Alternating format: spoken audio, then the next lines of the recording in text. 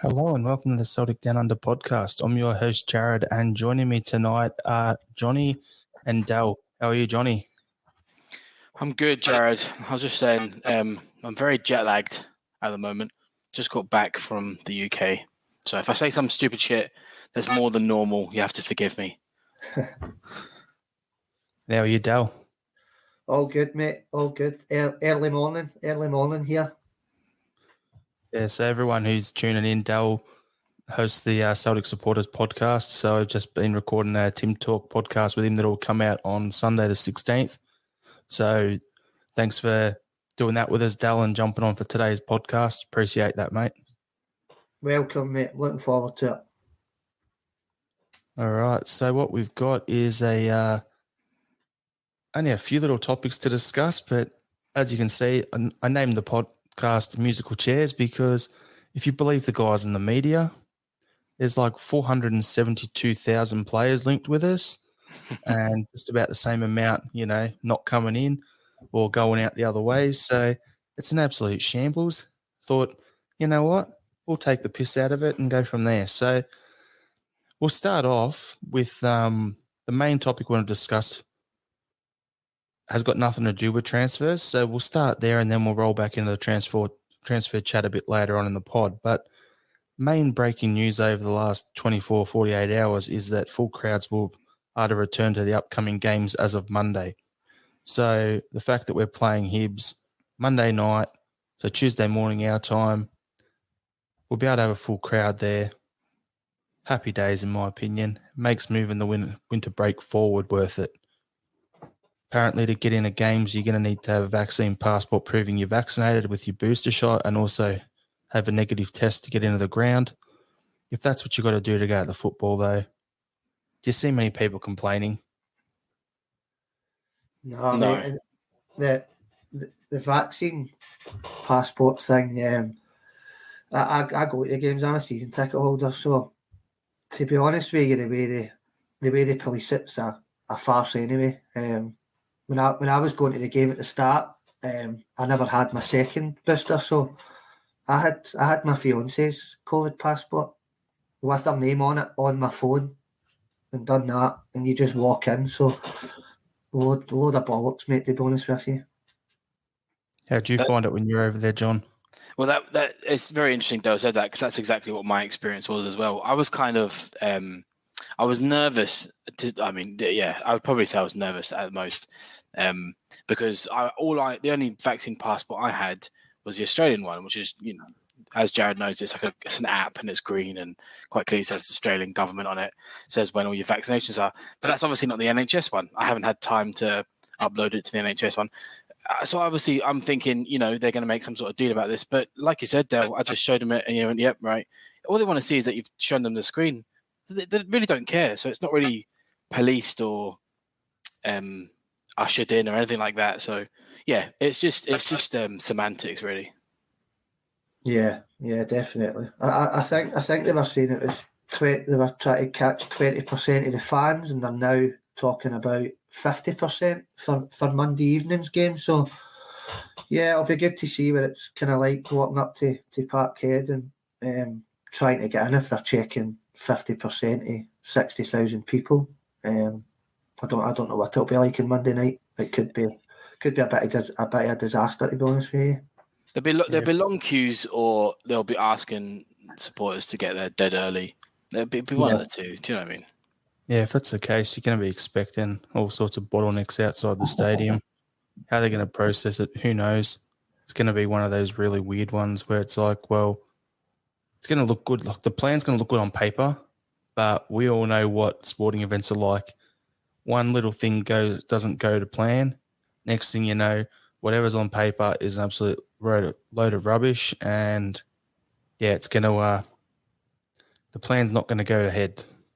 So the only other thing as well that it's worth mentioning, I'm sure most people that listen in and stuff know this because it's talked about all the time in the UK anyway. See the negative tests that they're talking about.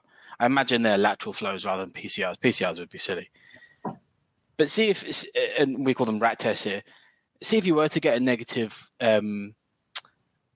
lateral flow. You could still have COVID, right? I mean, you can have COVID, test negative on lateral flows for like 3-4 days, as I did, and then you test positive as soon as you're infectious, and that's you got COVID. So you could even if they're going to check 50% and they're going to say, here's all my negative tests, there's still going to be people in there that are infectious or at least got COVID that might end up being infectious.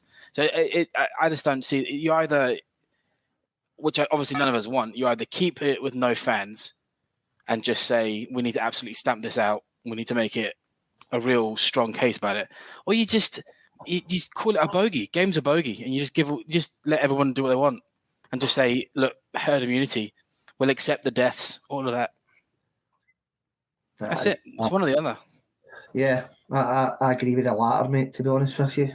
I think the government have said that either your COVID passport or proof of a negative lateral flow, which, again, you could get it off one of your mates. Yeah, so, you could. It's ridiculous, but as you say, the government have to be looking to do something proactive to show that they're actually trying to do something about it. But in a roundabout kind of thing, it's a load of shite. It's a load of shite. Well, it's funny you guys saying that because, for me, I've always thought that the two options that you always had were, when it first started, was, okay, you either lock down and vaccinate, which is what they did over here, and then once you or you let it go, cut sick through the thing and go for herd immunity.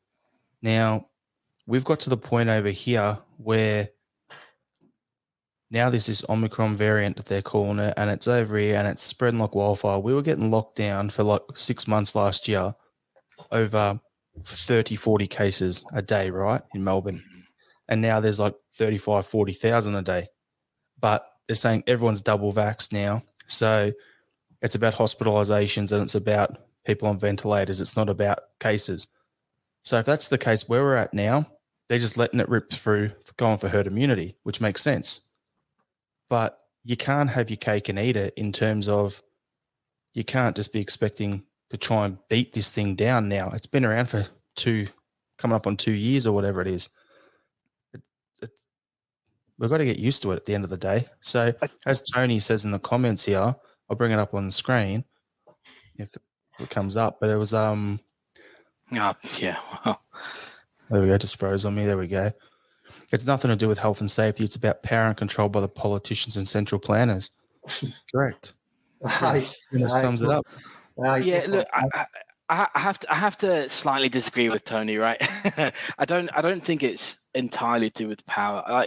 I think governments have to do something, right? What irritates me, and I can only talk from my experience, at least in Australia, we were really strict with it. We tried really hard to do something about it, and that's going to have consequences later on and at the time, which we'll have to accept at some point.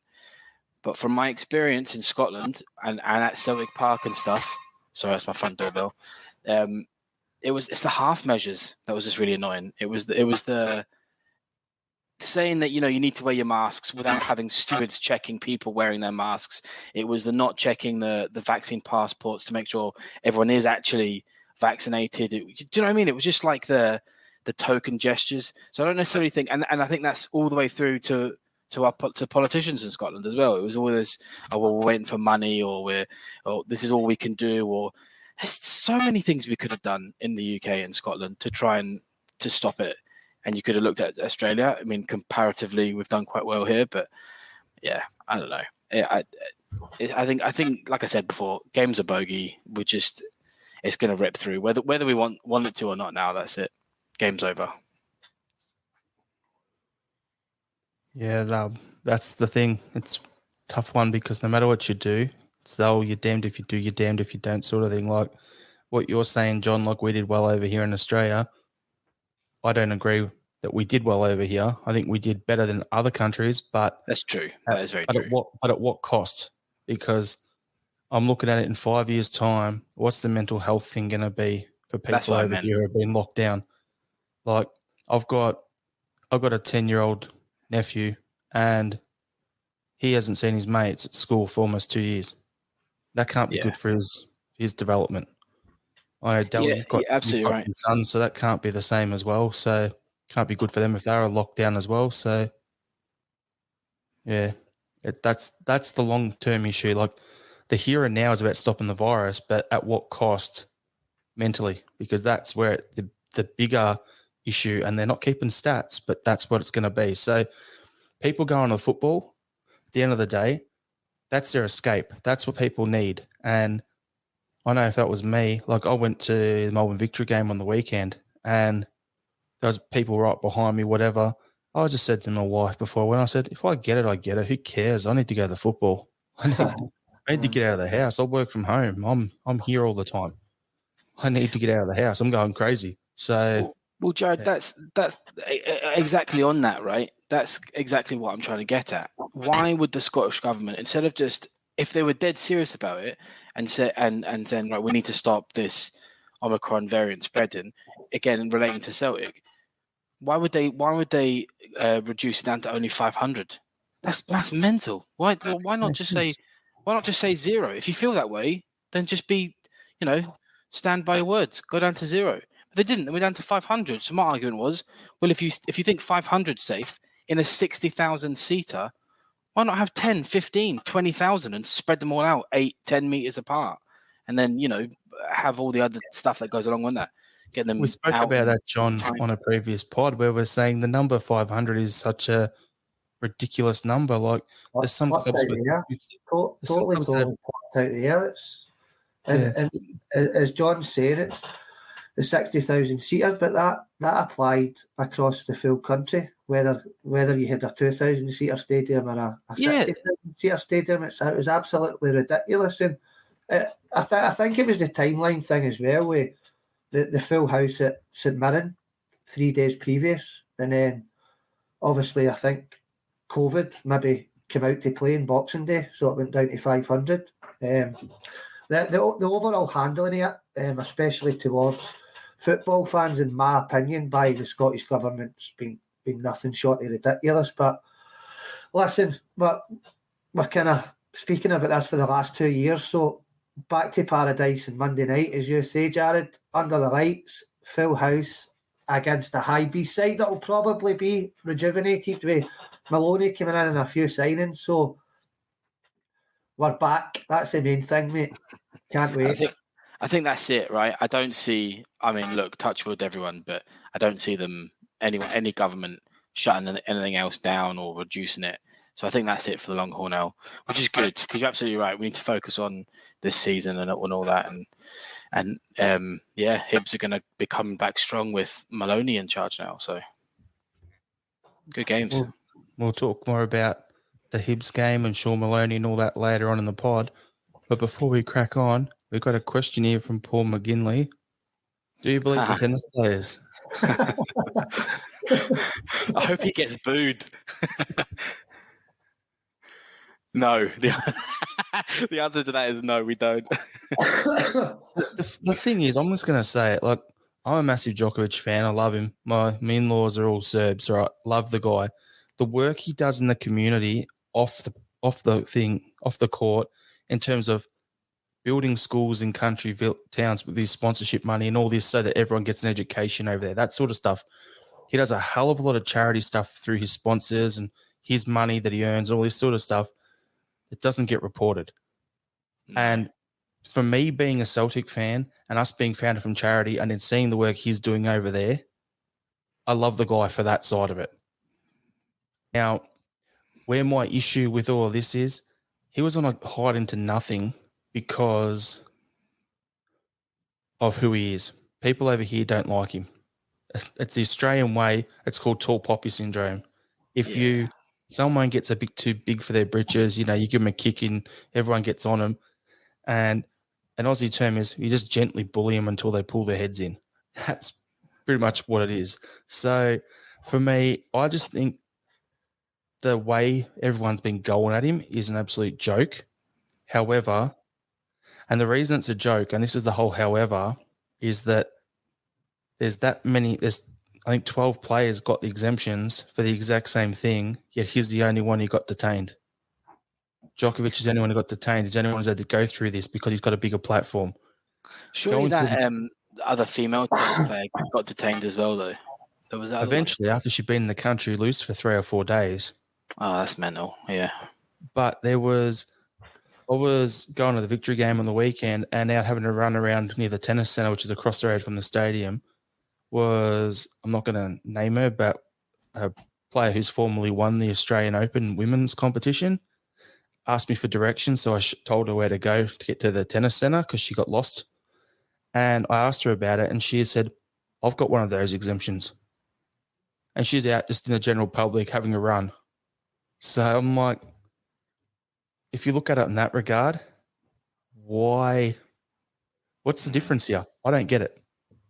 I just don't get it. But anyway, it's an absolute clusterfuck. It makes Australians have always been known as, Australians are brave, they're stubborn, they're pig-headed, they're, she'll be right, mate, sort of thing. And what I said to my in-laws was, we look like a bunch of bitches with the way this has all been handled. And that's the end of my spiel. But more importantly, right?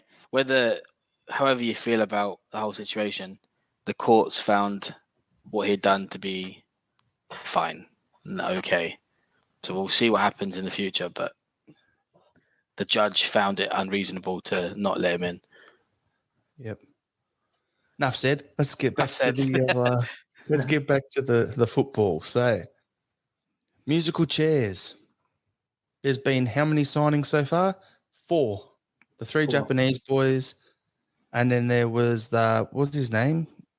Kenny. I was trying to remember his first name. Not John Joe, Johnny Kenny. Johnny Kenny. Yeah. God, so if it was John Joe, I'd be crying. Yeah. We were just talking about John Joe. We mentioned before, Dal, on the Tim Talk pod we just recorded. Yeah. So, don't worry. If it was John Joe, we'd be like, nah.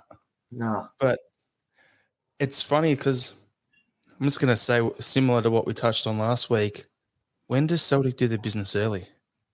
And I said it on previously, it's one of them ones where we've got to give the board their due as much as you've got to give to Ange. Like, Nicholson's come in, hasn't said boo, no one's heard him, but then he's quietly going about his business, helping Ange. Goes, these are the players I want, go get them.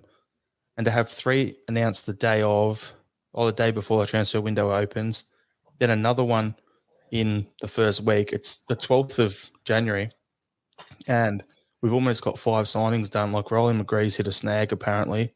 Yeah. Because Middlesbrough come in offering $2 million more. Yeah.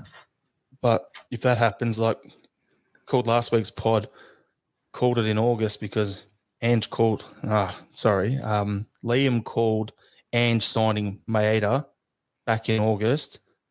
If we sign McGree, I was at a game in 2019 where I tweeted about it, and then we've also said on another podcast and put a tweet out in July about it. So if he comes in, get him in. It's a player I've always wanted there, but make it happen, Celtic. But, send Middlesbrough, what's it called, McCarthy. There you go. They can have him on loan. We'll take Ryan McGree. Perfect. Yeah. Listen, we could send Middlesbrough, Barkas, Ajeti, Ball and Goalie, and McCarthy for McGree. They can have the 4 of them.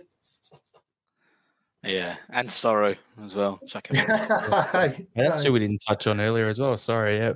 Yeah, I'm thinking of 5 players. Perfect. But, yeah, like Riley McGree, if he comes in, like pretty much every podcast has said what they need to say. So I'll just go on the cliff notes, basically. Central midfielder, can play mainly as an 8, can play as a 10, can go and play on the wing if need be, but he's nowhere near as good as if he is as an 8 or a 10. Fast, technical, can run all day. Everyone's seen the Scorpion kick goal that was up for the Puskas Award. The guy can play. I was at a game and I was with my mate there, Justin, and we're like, I heard that that someone was there to look at McGree, so I went and sat on the top deck at the stadium so I could see him from up high.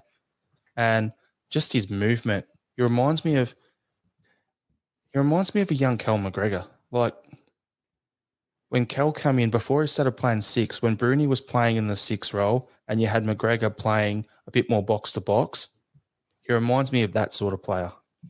And I'd love for him to come into Celtic. I think he'd be a great player for us. He'd take probably a little while to settle in, but not as long as he has at some of his other clubs, because you got the Ange, you got the Rogic factor. But yeah, I think it would be a great signing for Celtic if we can make it happen. What do you think, John? Look, I'll be honest, I didn't know much about him. But obviously there's the Australian connection. I obviously did, as soon as the rumours started happening, I did a bit of reading. He's done very well at Birmingham and stuff. I think, look, let's just play it as if everything's truth, right? Let's just say we've got as far as we have. Maybe Charlotte FC have agreed to a fee. Maybe Riley has not yet signed anything. And let's say Middlesbrough have put in this $5 million silly bid. The guy's got options, right? Does he want to be playing in the English Championship, a mid-table team, not going to get promoted? He's never going to get the Premier League this next season. Probably never going to do much more than just do well. Why would he not just stay at Birmingham if that was the case? Maybe he feels like he's got unfinished business in the Championship. I don't know. Or does he want to come to a team that's rapidly growing, potentially playing in Champions League, definitely playing in Europe? This season and next season. It plays with an Australian manager. There's Australians around him. I don't know. Look, for me, it's a tough one. Obviously, I'm going to be biased and say, why would you not come to Celtic? Bigger team, vastly bigger team, much more potential success and all that. But some kids just want to go and, do their dues in the English leagues, and that's fine. Good on him if he wants to do that. But I don't think we're going to up our offer anymore. I think it's probably been accepted, and it's just up to him now. So. Yeah, hopefully he comes to Celtic. Seems like a good player. We definitely need one or two midfielders. So that seems like a good player definitely to walk straight in. Obviously, as soon as, Jarrod told me about the rumours, I asked him, look, is he a first team player or is he a B team player? And Jarrod, you said straight away, first team, no doubt about it. It'd be good if he comes to Celtic, but I guess it's up to him now. What are you thinking on it, Del? Is there anything you want to add? Yeah, I think obviously as Celtic fans, the obvious go-to as you join Celtic over Middlesbrough every day of the week. It's an easy answer for guys like us sitting that are supporters and know all about the club. Obviously, we're one of the biggest clubs in the world, but I think the full structure of football in general over the last couple of decades is totally changed, and young guys that are in their early 20s it's money. It all comes down to money. Unfortunately, the pool of Celtics maybe not as big as it used to be, which pains me to say it, but I think young guys that can come to Celtic and earn 10, 15 grand a week will certainly get their heads turned by a Middlesbrough who are not even in our fucking stratosphere. But if they offer them 25 grand, 30 grand, then unfortunately the climate that we're in, then these young guys are looking for money rather than trophies and playing with a prestigious club like Celtic. The figures being reported here is it's a £3 million deal we've offered to Charlotte that's been accepted, and 14 grand a week.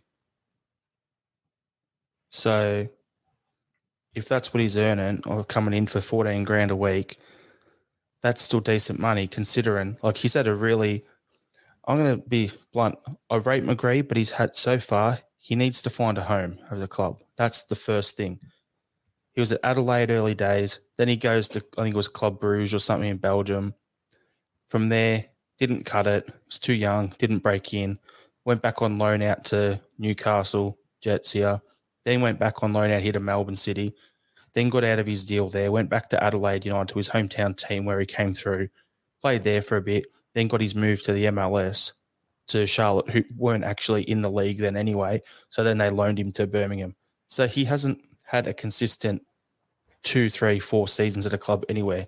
At his age, what is he, like 21, 22, something like that?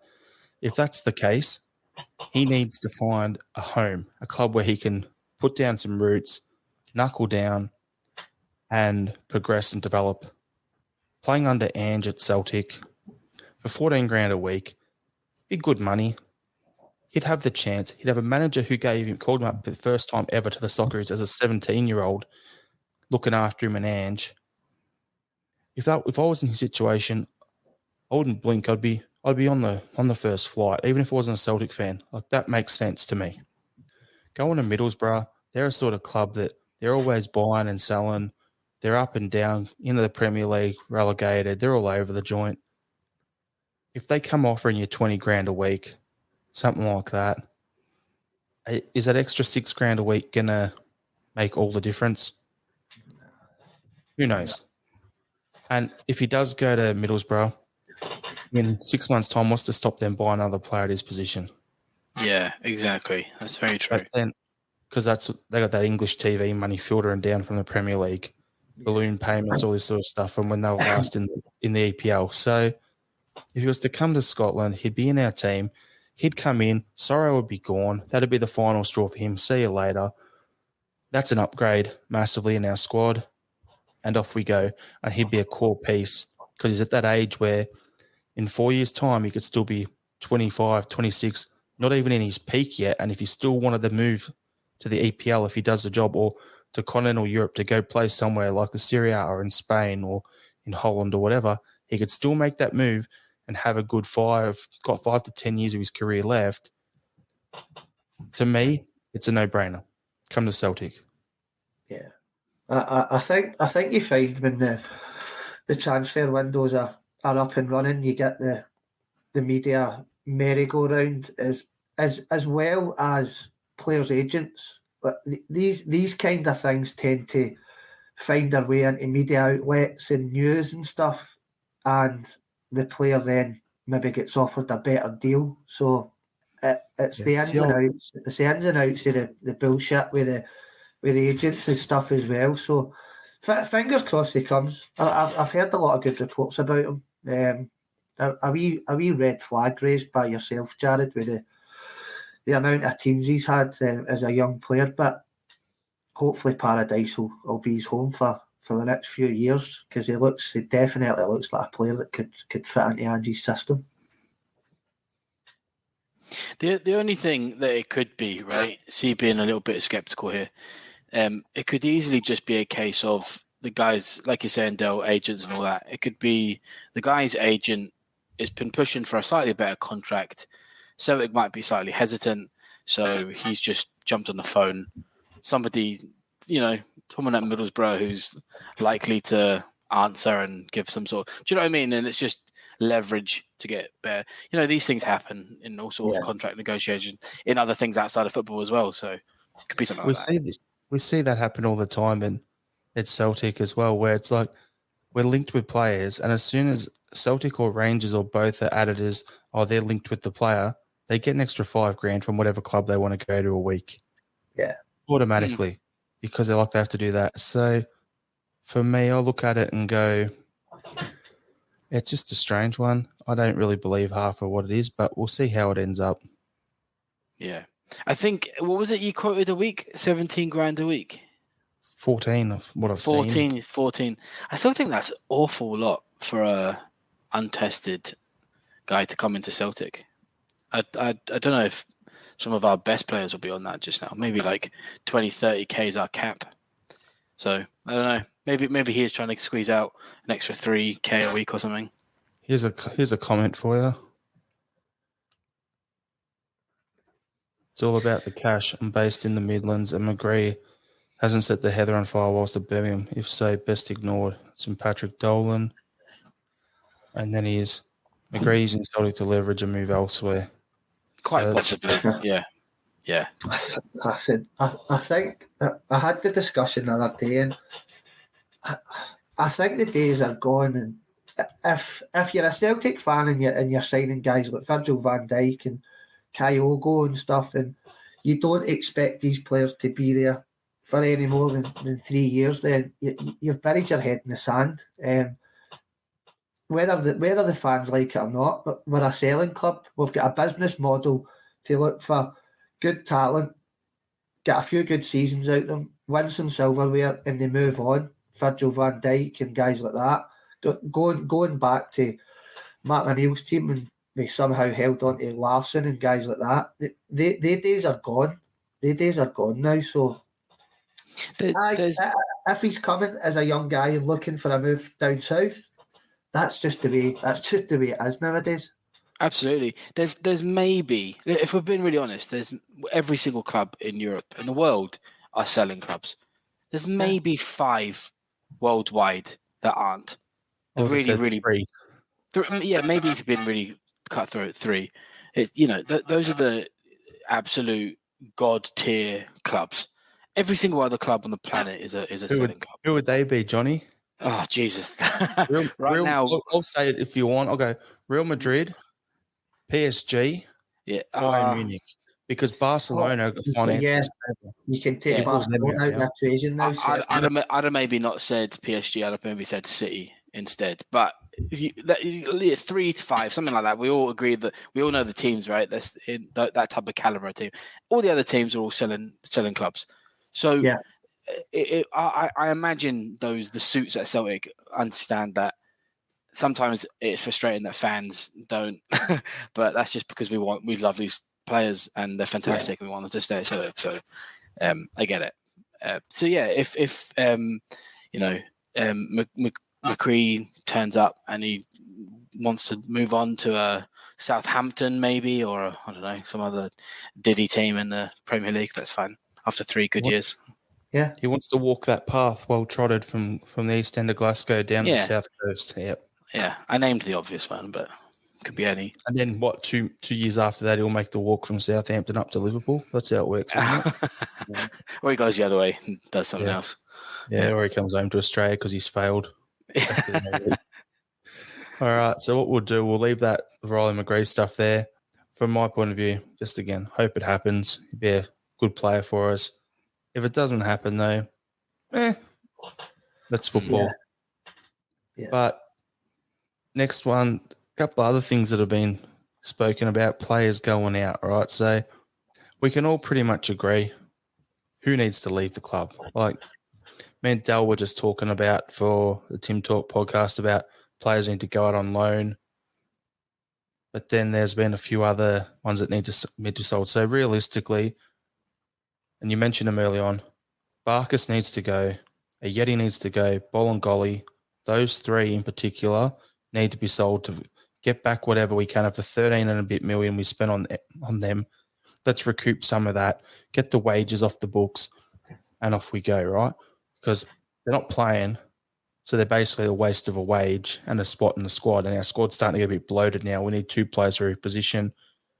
Those guys can move and we won't miss anything. But there's been a few other rumours lately that I want to talk about. So apparently there was a few bids from Udinese for Stephen Welsh rejected. Thank God they were rejected. Like, my opinion, Julian comes in, he's going to take a while to get up to speed. So we need to keep Welsh. If we were to sell Welsh, Julian comes in, we still need to buy another centre-back, in my opinion, for our squad depth. So why would you let Welsh go? Like, it's the sort of thing where if you reject a bid, and Hibs are going through this with Martin Boyle at the moment, you reject a bid to a league, him to Saudi Arabia or whatever, Stephen Welsh to Udinese. If you don't let them go, they normally get a new contract with a bit of a pay bump. I'd happily have that happen because I think he'd be on the low end of the wage structure at the club. What's your take on it, Dal, on that potential? Yeah, I don't think Welsh goes anywhere for me. I think he's been hard done by this season. With Starfelt's performances, to be perfectly honest with you, I would have him in the team before Starfelt this season. Starfelt's performances, I think he'd a wee run of 4 or 5 games, and listen, the guy's been there now for 6 months, and you can count in one hand how many decent games he's got. I don't really buy into he's came for Russia and he needs time to settle in and all that nonsense. Maybe it's an old school view in football, but it's a grass park with white lines on it and 2 sets of goals. He's supposedly a Swedish internationalist, paid £4.5 million for him, and for me, Stephen Welsh has performed better when he's been in the squad. I don't see the benefit of loaning him to another side, because who do you then bring in? Who do you go and look for that's got as much ability and passion for Celtic as Stephen Welsh does? Because you're going to be looking for a centre-back to come in and then sit on the bench if we're going to be going with Carter Vickers and Julian going forward. So I think it would be mental for the club to let Welsh go anywhere at this moment in time. And John, what's your thoughts? I completely agree. I think it'd be interesting to see how if Welsh starts playing games, how he reacts to it. I think, look, young guy, opportunity to play in La Liga. That's a big step, right? Even on a loan, that would be really good. I think if I was to try and put myself in his shoes, that'd be a really big one. It'd be hard to turn down. But for Celtic, it just makes 100% sense, right? We're really hard pressed for centre halves at the moment. I was just trying to think off the top of my head. If you remove Bitton as a centre half, say, I think we've only got 4 in, right? And that's only because Julian's just come back. We would need to still buy 2 more centre halves if we were to. We need 1 just now, but we would need 2 if we were to sell or loan out Welsh. So it'd be interesting to see. It depends there, John, though, because depends how you classify Scales. Yeah, no, exactly. Yeah. Is he a centre half or is he a left back? Scales says he's a centre back by trade. I think he's positioned a left-sided centre back. I think that's where he predominantly played in Ireland. We've not seen him in the position. We've not seen him in that position. But still, I don't think we need to sell Welsh. It's got to stay. As you said, John, we realistically got 4 plus Scales as our 5th option there, and that means Bitton doesn't have to play centre back. Perfect. Where he's much better playing in the midfield, defensive midfielder anyway. So yeah, look, for me, it's as a Celtic fan, I think he's going to come good. I think he's a good player anyway. Just now, obviously, he makes mistakes. He's young, but seeing games like we'll see if we say Julian's flying back to where he was before, and it's Welsh is his partner, and it's a St Mirren or it's a St Johnson. I think he does really well in those games. He doesn't make many mistakes, So I'd keep him around. I think he's going to come to be a really good defender. But I would be, if I was Welsh, I'd be scratching my head, because obviously, like, you've got all your chances at Celtic and your career starting to get off its feet and stuff, and then even though it's like a really small bottom, I don't even know where they are in the table and stuff, but still a Liga team, right? I'd be, and my employers, because at the end of the day, my employers have not let me go there. Be interesting. But maybe it gives him a lot of confidence. Maybe it turns his head. Who knows? We'll see how he reacts. Yeah, I think he'll need to be given guarantees. Hopefully that's where Ange comes in, because he's coming up in 22 years of age. So I spoke about it earlier. It's a very short career. So I would imagine he'll be looking into the future, hoping to be a Scottish internationalist and stuff as well. So yep, he needs guarantees at Parkhead to have game time. So hopefully that's where Ange's magic comes in, and he can give him some sort of guarantee, because you don't know what Welsh is thinking himself. Is he thinking he's got a chance to go to one of the biggest leagues in the world, play 90 minutes most weeks, or bide his time at Celtic for 2 or 3 years before he's a fully fledged first team player? I call that the Hickey situation. That's exactly what it is. Does he go to the Serie A, play over there, play 90 every week, and be looking at a big move, or does he stay with us? Now, the thing I look at is, he said he wants to become a Scottish international. A lot of the centre-backs in the Scottish national team are 30 or older, aren't they? Shite. So, exactly. So you look at it and go, Do you see Welsh in the squad in front of Declan Gallagher? Yep. Yes. Do you see him in front of McKenna? I can't. Not right now, but in 2 years' time with the right development, yes. Grant Hanley. Yeah, Hanley, yep. Yeah, he he's should be retiring there. anyway. He's going to He retire. retires anyway. And So- you can KT fills in there, didn't he? So as well. Yeah. So we've So never. there's going to be spots opening up in the national team in a year or two. So being Definitely. completely honest, should he rush job it to go elsewhere or make a bad move? No. So if he's going to go the Serie A, then I don't know. That's the But old. see, let's just say he goes to the La Liga and he sits on the bench. He'll be, for him, it might be introduced to different styles, different coaches, different tactics, and that could do a lot for his development and stuff like that.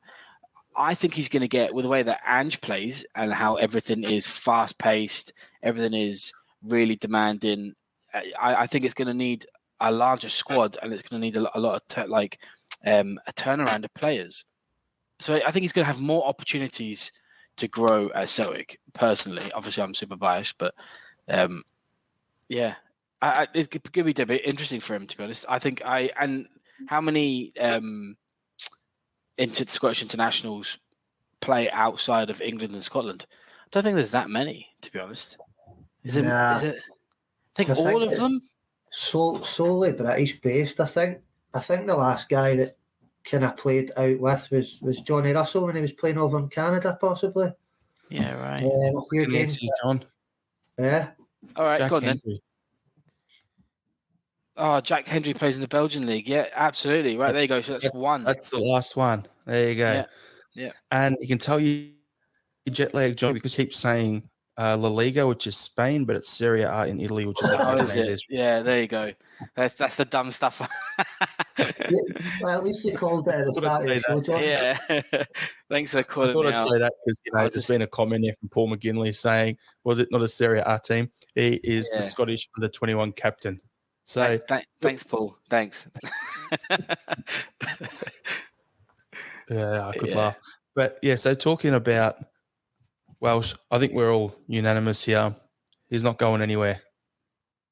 No, I don't think so. The best case scenario is it just gives him a lot of confidence. So talking about other players that we think needs to go out. So we were talking, Dal, previously, you and me, about a bunch of our younger guys. We think I'm going to frame this away for you. Do you guys think that the structure and the way we're looking to loan our players out is changing? The way we're signing players and bringing them in early has changed. But do you think we need to change or are changing the structure in terms of Liam Short and Motherwell? Then you've got a guy that I wanted to bring up, Uragirti. He's being linked with a loan move to Dundee. So sending guys out, instead of sending them down to the lower leagues in England like O'Connor going to Tranmere, that sort of stuff, we put guys out in Scotland. So they get, as we said, you learn the league, you learn what it's like to play on a Tuesday, Wednesday night at Aberdeen in the cold.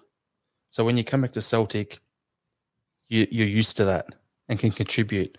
It's the Ryan Christie thing. It's the Aya thing.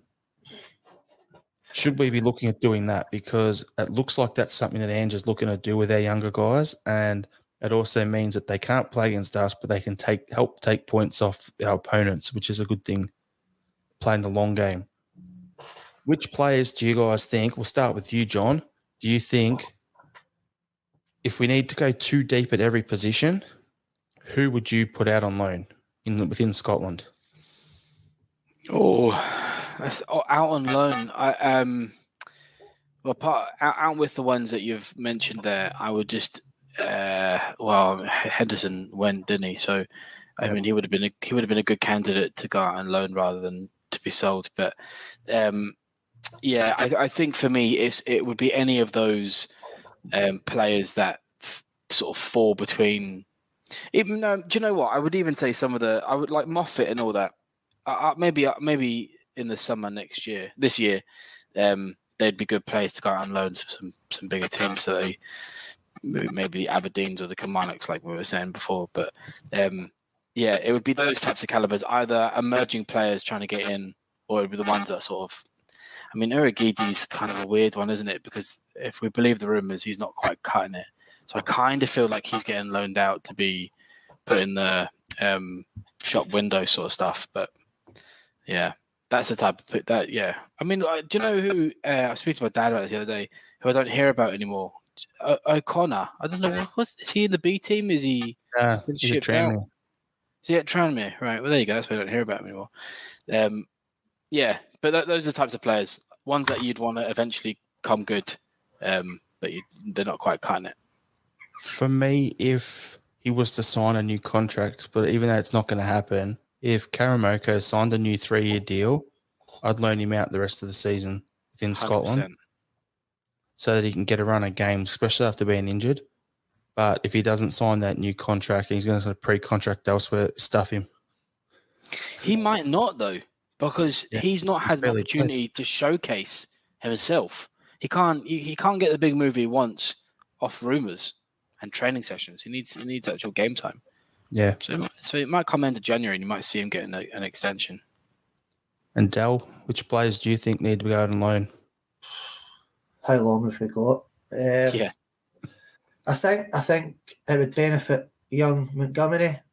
I think it would benefit probably Mikey Johnson, Connor Hazard, maybe even Bain.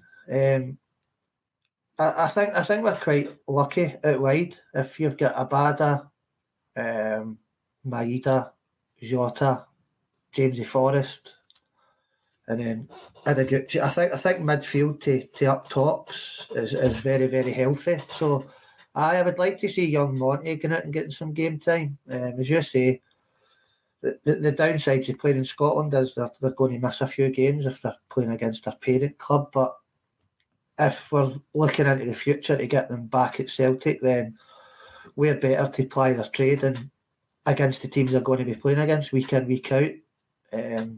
Mikey Johnson, certainly. There was a lot of chat to and fro about him going to Hibs and Martin Boyle coming to Celtic, which I was kind of all for at the time. I think Boyle would be a fantastic squad player for us. Probably not a starter, but I think he gives you a hell of a lot more than Mikey Johnson does. Oh, God, yeah. But at £3 million for that and his age? No. Possibly a bit harsh on Johnson with a lot of injuries he's had, but I think he's had a hell of a lot of game time and a hell of a lot of chances to shine in a Celtic squad. And maybe it is harsh, but I wouldn't be too fussed if we sold Johnson, to be honest with you. That's where I am, 100%. I still believe wholeheartedly that he'll be a good player. I just don't think he'll be a good player at Celtic. I think he'll go somewhere else. I think he'll get maybe a little bit over half a season and he'll start getting good. But it's just his decision making is terrible. So he can't when we go up against teams that just sit in the low block. I mean, even when we don't come up against teams like that, and we're trying to beat them on the counter attack and stuff, he still doesn't make good decisions. So I think he's had enough chance, like you said. Yeah. Time's up. Yeah, or nearly up at least. The only other player I'd put on loan would be Dane Murray. Because we went through all the centre backs we got before. He's not playing in the youth team. I think going somewhere like a St Mirren for half a season or across to Motherwell or something, or St Johnson even would be good too. The only thing, Jarrod, just from what you were saying at the beginning, I'm not entirely sure we have changed our transfer strategy or policy, if you like. I think from what Andrew was saying about the Japanese players, this is something that he would have liked to happen in the summer, but it was very difficult because of the J League being their season different than ours and stuff. So it was always more feasible to be January. I think that's probably why we got all of them in as quickly as we did. I think the Kenny thing is just Desmond's connections, to be honest. I think maybe all these loan things that might be coming up might be because Andrew said either sell these players or, get them places elsewhere. And we've kind of done that with as many players as we could, maybe because of our connections with other personnel at Celtic. It was always down in England, but now it seems to be Scotland. So I don't know if we've changed it that much. It might just be a case of circumstances with the J League, to be honest. With the loaning situation, right? You look at Robertson, he's going to come back in next season with 70-odd games behind him, top flight, right? Or senior games. But for me, none of that's in Scotland. So he's earned his stripes down south. That's great, whatever. I'm not judging it saying, oh, it's crap or it's better. I'm just saying, like, he's one that I would have loved to have seen go on loan to a whole season at, I don't know, like a Ross County or something like that, or an Aberdeen or something like that, and just spend a season playing, or even a Hearts or a Hibs or something, then rather than, going down south again. But here's one that I reckon will break through next season. He's a very, very talented player. I don't know if I agree with you so much about going down south. I think League One, the Championship's very, very high quality. So I think playing 70-odd games at that level will benefit him massively. I don't know if League One's too much off the mark of the Premiership in terms of quality football players, and he'll come back absolutely You've flying. caught me out here, Del. You've caught me out talking crap here, Del. Let's be honest. I was saying early on about getting McGree in from the Championship, and now I'm saying Robertson down in that Championship League One. I'm just like, oh, hang on. I've just gone away. But for me, it's the whole thing with Robertson. Okay, I'm going to re-clarify what I said. It's not that he's done it all in England. It's that I would have liked for some of those games to have come in Scotland. So when he does come up to play for us next season and try to break in, he's got that little bit of, know-how of this is what it's like in Scotland. Like I'm saying, what's it like on a freezing night in Aberdeen? What's it like at Livingston on that plastic pitch? That sort of stuff is why I would have liked him to get a bit of local knowledge. Yeah, just all what I was talking about. I think, especially the young Scottish players, I don't think that matters so much. I think especially these young guys coming through the Celtic Academy and growing up Celtic fans and being ball boys and then playing with the reserves and the B team, and I think he knows what Scottish football's all about. Whether he comes back up and it works for him is a totally different matter. But I think guys like Uragide and Shaw that have came from down south, going on loan to Scottish sides, I think that's maybe a wee bit more applicable to them rather than the Scottish players, if you get where I'm coming from. Yep. Yeah, 100%. Yeah, makes sense. So the last thing we'll talk about then is Jota. Apparently it's pretty much done. Oh, is this hot off the press, Jarrod? That's what I read just before I jumped on here, but I can have a quick look again now, but looks like it's pretty much done. And if that's the case, it's cartwheel time. Yeah, certainly. I mean, we've spoken about Jota at length whilst he's been playing and stuff, but it's nice to see someone just hit the ground running, and we've really not seen that sort of talent since Sinclair has been in that position and stuff. So look, I think he's worth more than the 6.5 if that is what we are paying for him. And he probably won't be at Celtic forever, just like we were saying before, right? The 3 years. And then he'll be looking at another big move. But hopefully it's, the 30 million mark, which it should be in today's money. Well, that's the thing, as you were saying earlier. It's the shelf life for a player at Celtic's 2 to 3 years, realistically. We signed Johnny Kenny on a 5-year deal because realistically it's a long game. He'll play in the Colts, then he'll come through, probably go on loan somewhere for a year, and then he'll try to establish himself in a few years' time.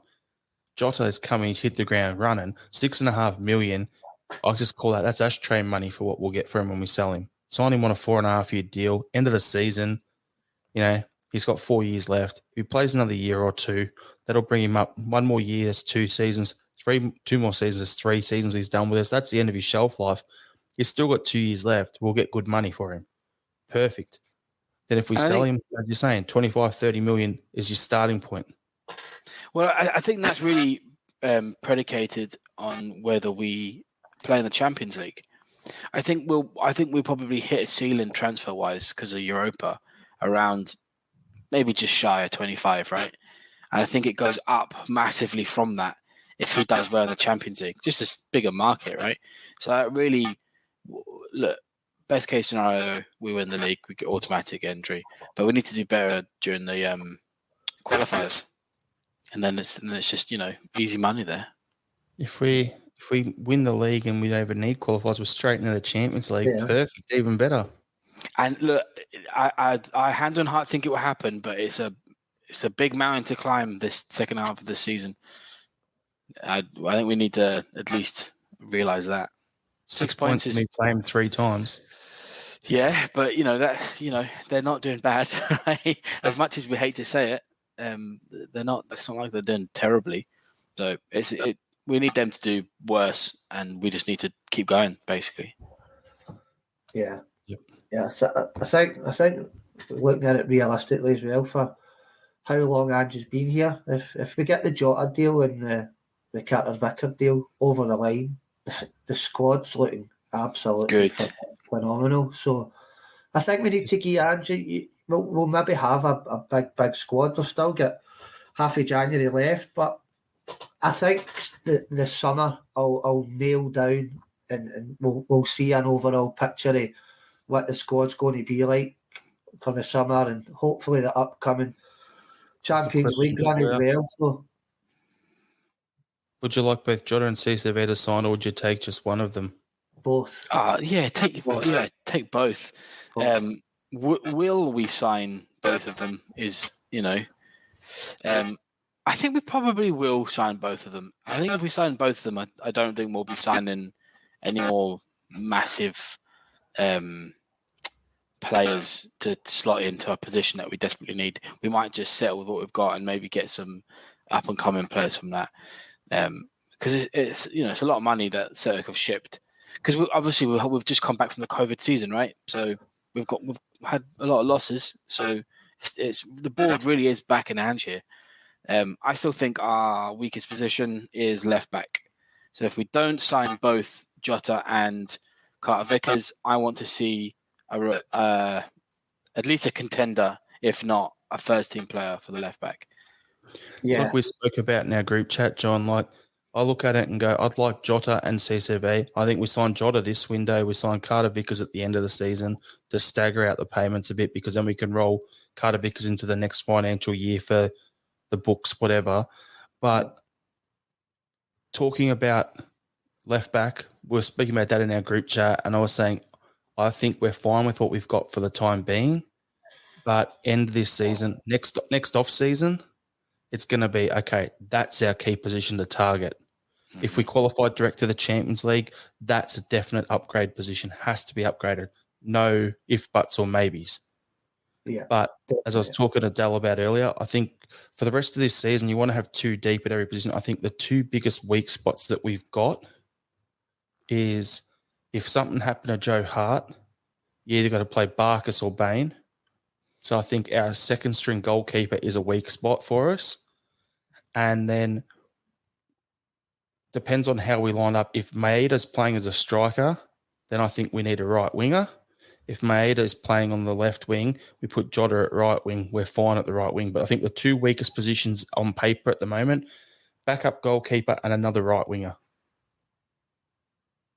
I would agree with the goalkeeper, but left back for me, 100%. I've never ever been a fan of Greg Taylor. He's unfortunately had the Kieran Tierney cloud hanging over him since he's left, but possibly one of the best left backs that Celtic have had. He had a fantastic few years at the club, trophy laden. So Greg Taylor's kind of got that hanging over him, and you're going to compare because KT's not long left. So it's maybe a bit unfair in the boy, but performance-wise in that final ball, negativity, passes across the park and back the way, Not a big fan. I was astonished when he got a 4-year deal, to be perfectly honest with you. So left back's a must for me in the summer or just now. I'm going to respond to you there, Dale, if I can, and then I'll let you jump on there, Johnny. No worries. Tierney did that much for us both defensively and attacking that he was a unicorn of a player. Let's be honest.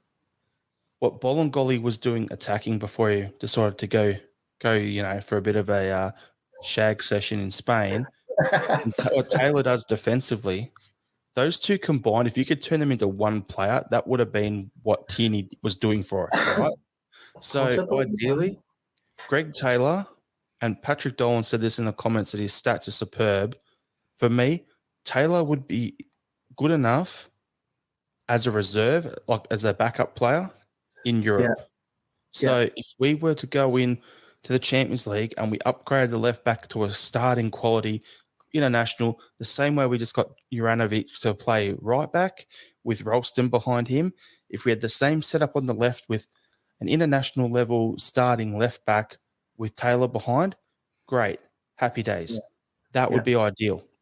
But if Taylor is your starting left back in the Champions League, in the same way we played against Barcelona with Neymar and Ralston started at right back, then we're in a world of hurt. Yeah. That's the way I look at it.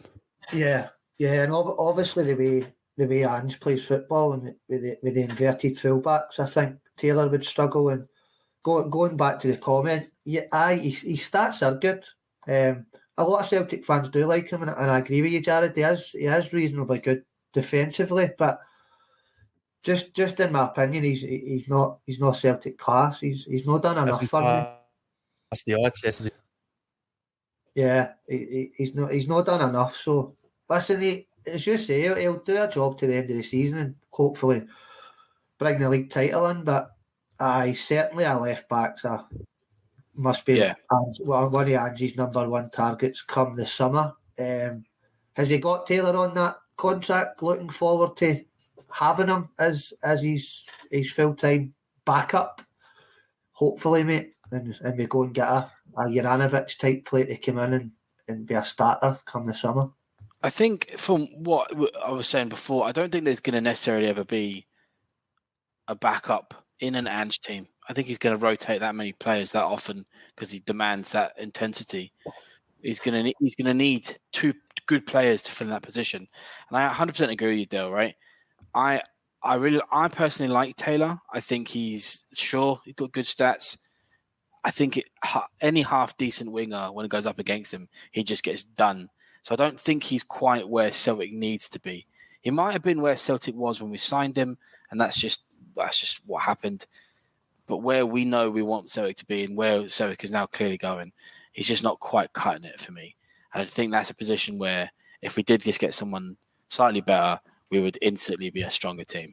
And I imagine Taylor will still be around and he'll still be playing and he'll still be doing well against, bottom 6, maybe bottom 8. But I agree with Dale. There's such a weak position for us. Yeah. All right. Let's leave that so that, Greg Taylor doesn't get his feelings hurt if he ever listens to this. And also so that if those Rangers fans that have been digging up our old episodes and commenting again, like previously, John, if they pick this out, they can jam it. That's all I have to say. I don't care, but we don't need to give them too much ammo if we full on rip one of our players. So, yeah, we'll just leave it at that point there. Now, Celtic versus Hibs on Monday night.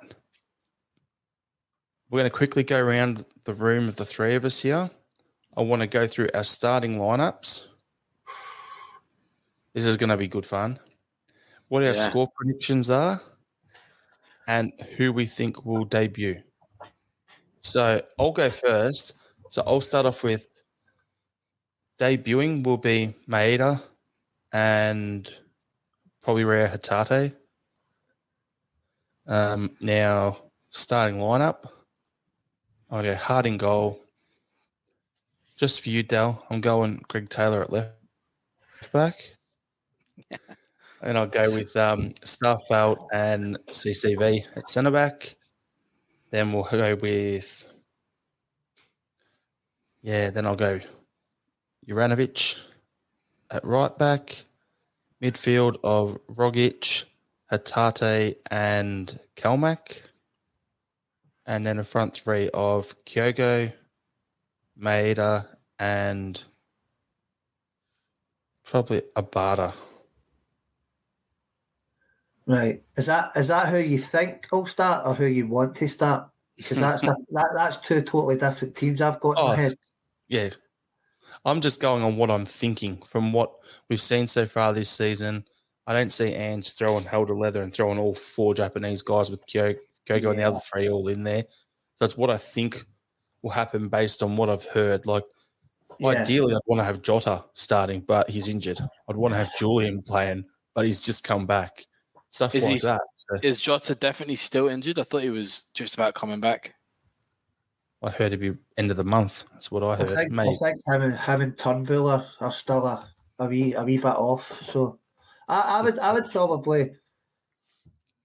I don't think you'll be far away with that team, mate. I think he starts Taylor. For me, I would like Ralston to be playing, Juranovic left back. I don't know if Big Giamakis is fit, which is a player that a lot of fans have kind of stopped speaking about. I'll maybe put my neck in the line here a wee bit, but I think he's still got a big part to play this year.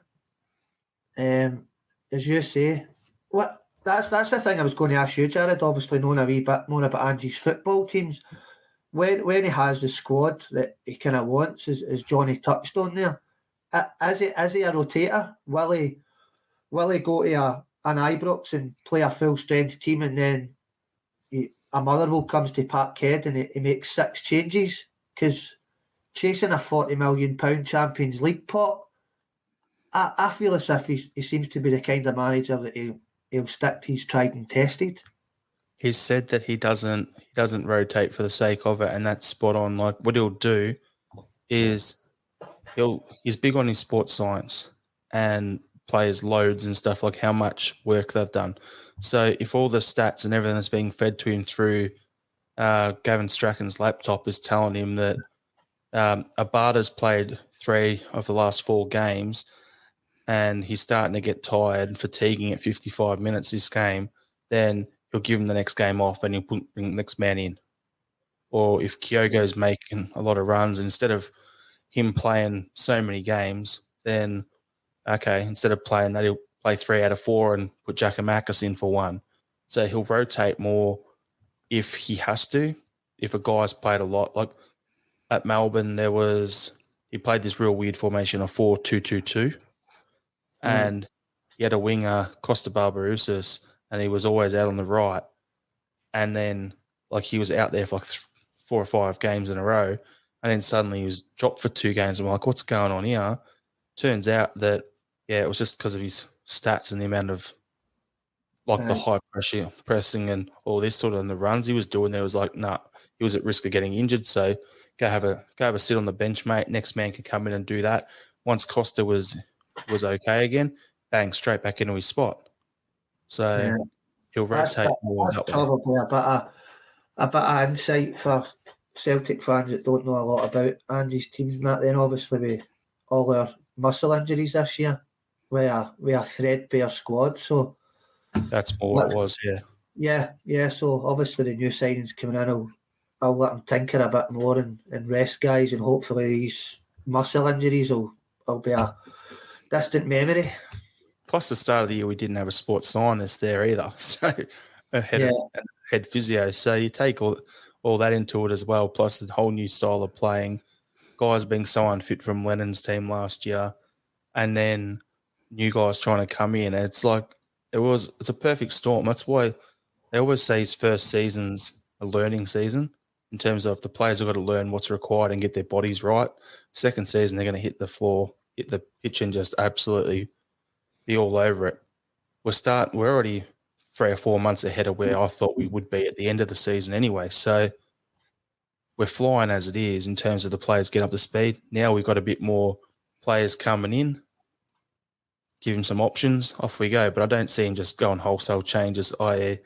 we're playing Ross County away or whatever. Let's just make 7 changes. I just don't see him doing that. Yeah. Too much at stake this season to do that, I think. He wouldn't do it even if his team was 20 points ahead in the league. I don't think he'd do that. Yeah. So what are you thinking debuts and starting lineups, boys? Well, I think Maida might get a starting debut. I don't see Ideguchi or Hatati necessarily starting straight away. I definitely think they probably will jump on at some point. I'd be surprised if they wouldn't. But I also see Raul Chops and Juranovic playing sort of Juranovic on the other side and Ralston on the right with Carter Vickers and Starfelt in the middle. Julian probably won't start against Hibs or the Orcs. So maybe towards the end after those games. I think the middle's difficult, to be honest. I bit on probably Rogic, maybe. Obviously McGregor. I think Furuhashi starts, to be honest. I think his will force will mean that he'll start, whether Ange has a say in it or not. And probably Abada and Maida. Maybe Abada plays on the other side. Yeah, it's going to be a good game, though, these Hibs. The thing I like about Hibs when we play them is that even when they're under Jack Ross, they came to play. Yeah. They're not one of these teams that's going to sit back 2 rows of 5 and be impossible to break down. They've got the speedy players there like Boyle, and they've got Nisbet, and they've got a few guys who's got a bit about him. So they're the sort that would come out and play and try and at least they'll try and hit you on the counter, which will then in turn open them up, and then you can get in and score. So they're the sort that I actually think it'll be. I don't think it'll be a pretty open game. It won't be a 1-0. So for me, I'm saying we're going to win 4-1. That's what I was just going to say. The 4-1, it's not going to be. It's going to be 1-1 at half time, and then we're just going to get 70th minute. There'll be subs with some talent and stuff coming on, and then next thing you know, it's just going to be whack, whack, whack, done deal. Yeah, I can see goals in a very, very good game as well. I think the players will be like coiled springs. Depending if the Hatate or Gucci or whoever plays is how do they react when they walk on at the start of the game? The place absolutely bouncing, the disco lights on. That's a question we'll not know until the team comes out on Monday night. But I'm absolutely I can't wait. I can't wait. It feels as if I'm going to my first Celtic game again. I know it's not even been that long, but the excitement's building big time already, and it's only Wednesday. Obviously, for me, because of it kind of comes across like, it's like a cup final-esque. It's like, I just want to get stuck in because it's like it's been so long, and the focus. At the end of the season, league ends, you got a week or two, and then there's the cup final. It's kind of like we've had that break, and now it's cup final time. That's the way it's coming across to me. Yeah, that's how it feels. I am looking forward to it. I don't think your two teams will be miles away. I would probably go with yours, Jarrod. I think that's possibly what the team will be, other than maybe Beaton starts instead of Hatate. But I don't think you'll be miles away with that team, mate. That's what I would go with as well. What do you think the score will be, Johnny? I have a very different. I'm quite pessimistic with these games that give me anxiety. I reckon. Is this because you were in Edinburgh recently and you don't want to upset the locals that you were hanging out with for so long? No, not quite. Both games, I was supposed to go to 6 bloody games. I bought 6 tickets and I managed to get to 2. How shit is that? And they were both 1-0 games, although it's still nice. But I reckon we're gonna be up 2-0 at half time, and the game's gonna end 2-1. And then we're gonna score like within 15 minutes, and then 35 minutes, and then it's gonna be just squeaky bum time for the entire rest of the game. All right. So before we go to our final thoughts on the pod, I've got a question. I asked for Q&As for our previous pod, and then you went on, John. So I've got a question that was sent through for you by Willie, one of the admins on our group. Because this question is aimed at John. You said, that's actually what he wrote. Okay. You said you've recently been a parkhead for a few games. In my past experience of comparing games I've attended to rewatching it on TV, they could be at times very different games. Do you think that could be true of Ange's team? And if so, what did you notice of the team's work ethic that is never seen on camera, or other things that we might be missing due to heavy reliance on TV footage over this side of the world? Oh, God. That requires me to think. Hangover. Jet lag. Might as well be the same thing. The only thing I could definitely say that I remember is it's much faster paced than I ever remember watching any of the Lennon teams. That's the biggest thing. No matter what players Ange's playing or who the team is that we're playing against, watching it on TV through Celtic TV and actually being there, the atmosphere is far more. You always feel like someone's coming, which is really nice. Again, it gives a real excitement to go and watching the games rather than just having to slog through them when we had Lennon. But as far as like movement and stuff, I'm the wrong person to be speaking to about that. Like, you definitely notice blah blah blah's positioning. I'm not paying attention to that. I'm eating my pie and Bovril and kind of waiting for the next goal, to be honest, like everybody else. Fair enough. Good question. Anyway, I had to keep that one for you. Yeah, great question. So what we do, Dale, at the end of each pod, we just have a final thought. It can be about anything in particular. The rules are one statement, no discussion is required. Just say what you want your statement to be and on to the next one. So it's a bit of a you seem like this looks like it could be interesting. So I'll go first. I already said, we'll try and keep it football related, but yeah. Doesn't have to be. So final thought. I'll keep it Celtic anyway. The final thought. My final thought will be on Ange. The guy's been a breath of fresh air coming into Celtic Football Club. Privileged that he's now our manager and brought the club back together.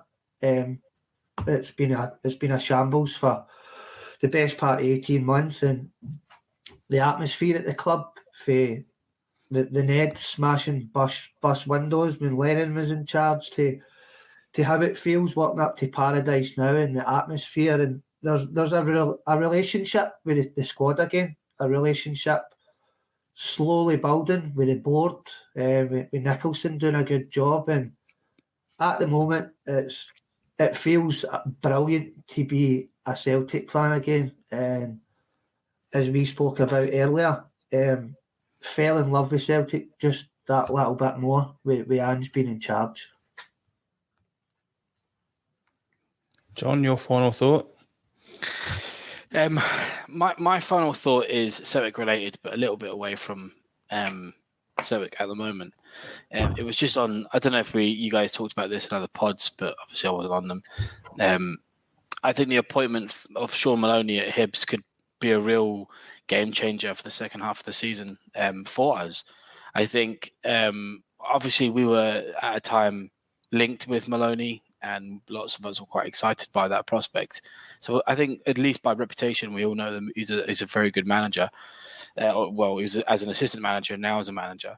And I think Hibs are going to be a real force to contend with again. So I'd be interested to see when we play them on the 18th or whenever it is. I think they're going to make it difficult to win cups. I think they're going to be taking scalps off everybody. Good appointment for Hibs. Obviously, great Celtic legend, I guess. We'll see how that goes. As far as what we really need is points taken off of them. But we should be careful about them as well, because I think they're going to be a really good team. Maybe not straight away, but at least in the foreseeable. That's my final thought. My final thought is not Celtic related at all. It's John. Yeah. As soon as we hang up on here on this podcast, bedtime for you, mate. It sure is. That's all I'm thinking about now.